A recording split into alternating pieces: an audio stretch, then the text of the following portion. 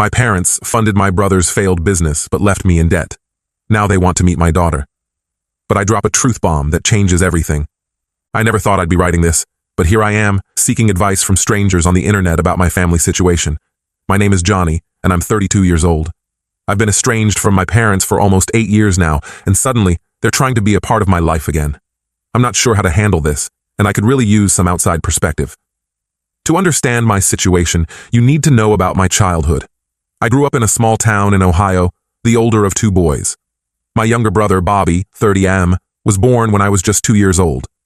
From the beginning, it was clear that Bobby was the golden child. He was outgoing, athletic, and charming, everything I wasn't. I was more introverted and focused on academics. Our parents, especially our dad, always seemed more interested in Bobby's activities than in mine. Dad was a former high school football star who never quite got over his glory days. When Bobby showed an interest in sports, Dad was over the moon. He'd spend hours in the backyard teaching Bobby how to throw a perfect spiral, while I sat on the porch with my books. Mom wasn't as blatant about her favoritism, but it was still there. She'd gush over Bobby's finger paintings and put them on the fridge, while my report cards with straight A's were met with a simple, "Good job, Johnny." I remember one particularly painful incident when I was 10. I had won the school science fair with a project on renewable energy. I was so excited to show my parents, but when I got home, they were too busy celebrating Bobby making the junior football team to even look at my blue ribbon. As we got older, the favoritism became even more apparent. In high school, I threw myself into my studies, joining the debate team and the math club. I was determined to get into a good college and become a doctor. Bobby, on the other hand, coasted by on his charm and athletic ability. He was the star quarterback, dating cheerleaders and going to parties every weekend. I still remember the night of my high school graduation. I was valedictorian, and I had worked for weeks on my speech. As I stood at the podium, I scanned the audience for my family. Dad was there, but he was busy filming Bobby, who was goofing off with his friends in the back row. Mom at least seemed to be paying attention, but I could see her constantly glancing over at Bobby. It felt like even in my moment of triumph, I was still in my brother's shadow. When it came time for college, I got accepted into a prestigious university with a partial scholarship. I was thrilled, but my excitement was short-lived. My parents sat me down and told me they couldn't afford to help me with tuition. They said they had been saving for years, but unexpected expenses had come up, and they just didn't have the money. I was devastated, but determined. I took out student loans, worked part-time jobs, and managed to make it through undergrad. It was tough, but I was proud of myself for doing it on my own. I worked as a tutor, a library assistant, and even spent a summer doing night shifts at a 24-hour diner. There were times when I was so exhausted I could barely keep my eyes open during lectures, but I pushed through. Meanwhile, Bobby had decided college wasn't for him. He worked at a local garage, spending his evenings at bars and parties. Our parents never seemed concerned about his lack of direction. They'd just chuckle and say, "That's our Bobby, always living in the moment." Then, during my senior year, I found out the truth. Bobby, who had been working at the garage for a couple of years, suddenly announced he was opening his own auto repair shop. To my shock, our parents had given him their entire savings, the money they had told me didn't exist, to start his business. I couldn't believe it. All those nights I had spent worrying about my mounting student debt, all the times I had to choose between buying textbooks or eating proper meals, and they had money all along. They just chose to give it to Bobby instead. When I confronted them about it, they tried to justify their decision. They said Bobby needed the money more because he didn't have a college degree, and that I would be fine because I was smart and would make good money as a doctor someday. They didn't seem to understand or care about the massive debt I had taken on, or the stress I had been under. That was the last straw for me. I finished my degree and got into medical school, but I cut off almost all contact with my family. I only spoke to them on major holidays, and even then, it was brief and superficial. I threw myself into my studies, determined to succeed, despite their lack of support. During my second year of medical school, I met Donna. She was a law student, brilliant and compassionate. For the first time, I felt truly seen and appreciated for who I was. We started dating, and she became my rock. She listened to me when I talked about my family issues and never judged me for my decision to distance myself from them. After graduation, Donna and I got married and moved to Seattle for our respective residencies. We built a life together, far from my family and the pain of my past. 2 years ago, we welcomed our daughter, Lily, into the world. Becoming a father made me reflect on my own childhood, and I promised myself that Lily would always feel loved and supported, no matter what path she chose in life. Fast forward to now. I'm a successful pediatrician. Donna is making waves at a prominent law firm, and Lily is a precocious 2-year-old who keeps us on our toes. Life is good, but I still carry the hurt from my family's betrayal. A few weeks ago, I got a call from my mom. It was the first time we had spoken in months, and I could tell something was wrong. She was crying, saying that Bobby's business had failed, and he had moved back in with them. Apparently, he had made some bad decisions, gotten into debt, and was now unemployed. My parents had to remortgage their house to help him out. Now, suddenly, they want to reconnect with me. They've been calling and texting, asking to visit and meet their granddaughter. My dad even sent me an email talking about how proud he is of my success and how he wants to make amends. Part of me wants to give them a chance. After all, they're my parents, and I do miss having a family. I think about Lily and wonder if I'm depriving her of grandparents. But another part of me is angry and hurt. It feels like they only want me in their lives now because Bobby has disappointed them, and they need someone to be proud of. I don't know what to do. Should I give them another chance? Should I keep them at arm's length? Or should I just maintain the distance I've established over the years? Donna thinks I should at least hear them out, but she's also protective of me and doesn't want to see me hurt again. She's offered to be there when I talk to them, as a buffer and support system. I'm torn between the desire for family and the need to protect myself from further pain. The thought of letting them back into my life terrifies me. What if they hurt me again? What if they try to use me as a financial safety net now that Bobby has fallen from grace? But then I look at Lily and wonder if I'm letting my past affect her future.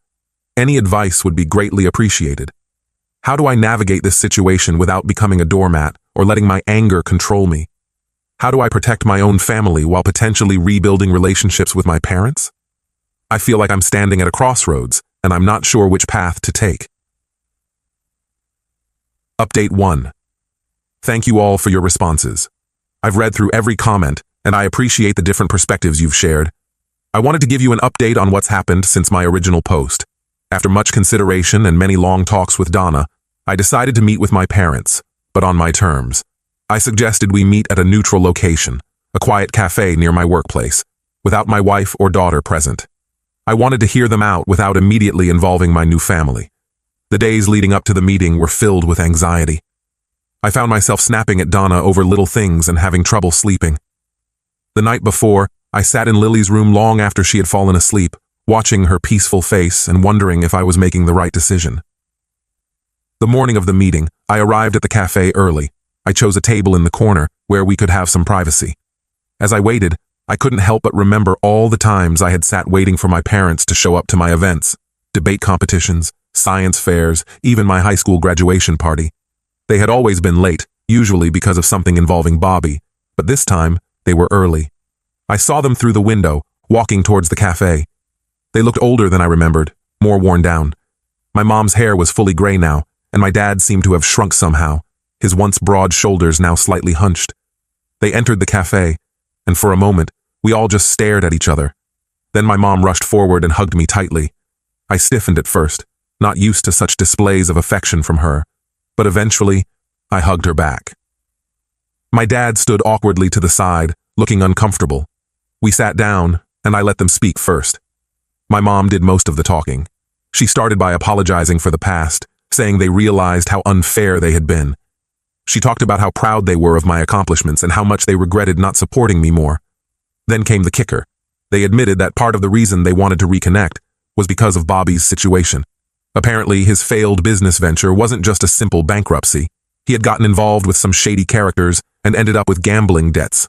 My parents had to sell their vacation home and take out a second mortgage to bail him out. As they spoke, memories flooded back. I remembered the summer before I left for college, when I had asked to use the vacation home for a week with my friends. They had said no, claiming they were planning to use it themselves. Later, I found out they had let Bobby and his friends stay there for a month. I listened to all of this silently, letting them talk. When they finished, I took a deep breath and told them exactly how I felt. I laid out every instance of favoritism, every time they had dismissed my achievements in favor of Bobby's latest whim. I told them about the nights I cried myself to sleep in college, wondering why I wasn't good enough for them to support me. I told them about the time I had to sell my laptop, a high school graduation gift from my grandmother, to pay for textbooks, about how I had to work night shifts at a diner during college, coming home smelling of grease and feeling exhausted while they were funding Bobby's partying lifestyle. My dad tried to interrupt, to defend their actions, but I shut him down. I reminded him of all the football games he attended for Bobby and how he had missed my debate team winning the state championship because he was at one of Bobby's games. I told them that while I appreciated their apology, it didn't erase years of hurt and neglect. I made it clear that if they wanted a relationship with me, it would be on my terms, and it would take time and effort on their part. I also addressed the elephant in the room, Bobby. I told them that while I sympathized with his situation, I wasn't interested in being his safety net or in competing for their attention again. My life, my wife, and my daughter were my priorities now. As I spoke, I could see the pain and regret on their faces. My mom was crying silently, and my dad looked like he had aged 10 years in the span of our conversation. Part of me felt guilty for causing them pain, but another part felt relieved to finally be saying these things out loud. The conversation ended with mixed emotions. We agreed to take things slow. I said I'd be open to occasional phone calls, but I made no promises about in-person visits or introducing them to Lily. I told them I needed time to process everything and that they needed to respect my boundaries. As I left the cafe, I felt a strange mix of sadness and relief. It wasn't the heartwarming reconciliation some might have hoped for, but it felt honest and necessary. I walked to my car and sat there for a long time, replaying the conversation in my mind. When I got home, Donna was waiting for me. She took one look at my face and enveloped me in a hug. We sat on the couch, and I told her everything. She listened without judgment, offering comfort and support. That night, as we lay in bed, Donna asked me how I felt. I told her I wasn't sure. Part of me felt lighter, like I had finally released a burden I had been carrying for years. But another part felt raw and exposed, like an old wound had been reopened. I'm still processing everything, but I feel like I've taken a step towards healing, even if the road ahead is still uncertain. I know it won't be easy and there's a lot more to work through. But for the first time in years, I feel like there's a possibility of having some kind of relationship with my parents again. I'll keep you updated on how things progress. Again, thank you all for your support and advice. It's given me the strength to face this situation head on. Update 2. It's been about a month since my meeting with my parents, and I wanted to give you all another update. Things have been complicated. True to my word, I've been allowing limited contact with my parents. We've had a few phone calls, mostly short and somewhat awkward.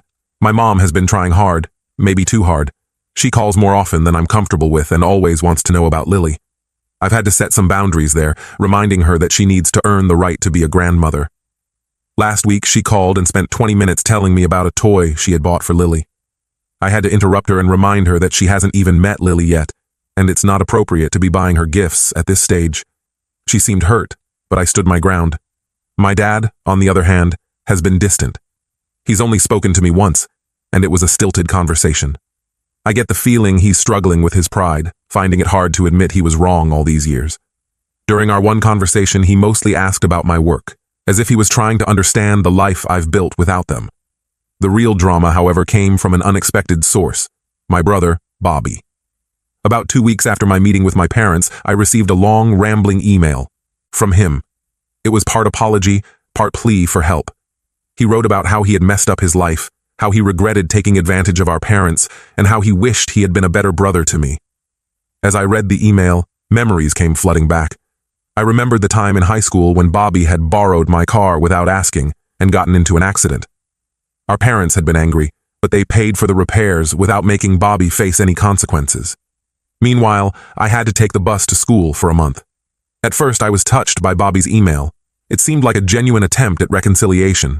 But as I read on, the true purpose of the email became clear. Bobby was asking me for money. He had a business idea that he was sure would solve all his problems, and he wanted me to invest. I was furious. After all these years, after everything that had happened, he still saw me as nothing more than a potential source of cash. The business idea was vague and poorly thought out, something about a food truck that would sell gourmet hot dogs. It was clear he hadn't learned anything from his previous failure. I didn't respond to the email. Instead, I called my parents. The conversation was tense. I asked them if they knew about Bobby's email, and they admitted they did. In fact, they had encouraged him to reach out to me. They thought that if Bobby and I reconciled, it would help bring the family back together. I lost my cool at that point. I told them that their attempts at manipulation were exactly why I had distanced myself in the first place. I reminded them of all the times they had enabled Bobby's bad behavior, From covering for him when he cheated on tests in high school to bailing him out of jail after a DUI in his 20s. I made it clear that I wasn't interested in funding another of Bobby's schemes, and I was hurt that they would even consider asking me after everything that had happened. I told them that if this was their idea of making amends, they had a lot to learn about respect and boundaries. The call ended badly. My mom was crying again, my dad was defensive, and I was shaking with anger. I felt like all the progress we had made had been undone in an instant. After I calmed down, I talked things over with Donna. She's been my rock through all of this, offering support and a clear perspective when I need it most.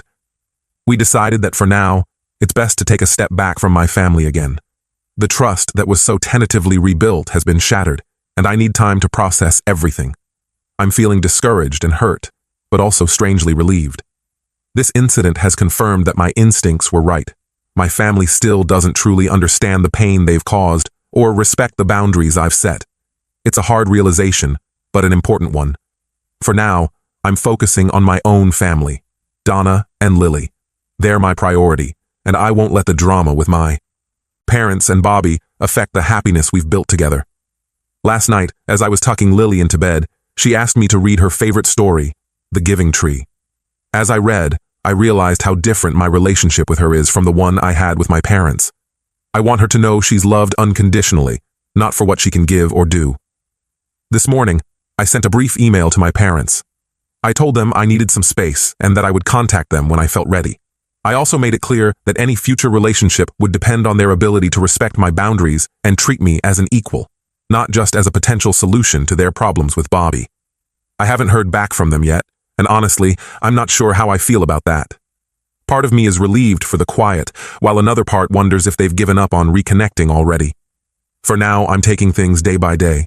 I have a busy week ahead at the hospital, and Donna and I are planning Lily's 3rd birthday party. Life goes on, and I'm determined to focus on the positive aspects of my life rather than dwelling on the past. I'll update again if anything significant changes, but for now, I think it's time to close this chapter and move forward with my life. Thank you all for your support and advice throughout this process. It's meant more than you know. Update 3. It's been 6 months since my last update, and I felt it was time to share what's been happening. A lot has changed, both in my family situation and in my perspective on things. First, the situation with my parents and Bobby.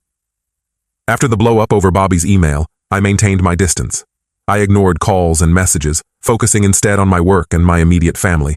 It was hard, especially around the holidays, but I felt it was necessary for my mental health. About 3 months ago, I received a letter from my dad. It wasn't an email or a text, but an actual handwritten letter. The sight of his familiar handwriting brought back a flood of memories. Birthday cards, notes in my lunchbox when I was young, before Bobby came along and things changed. In the letter, he did something I never thought I'd see. He offered a genuine, heartfelt apology. He acknowledged the favoritism they had shown Bobby, the hurt they had caused me, and the mistakes they had made in trying to reconcile. He didn't make excuses or ask for anything.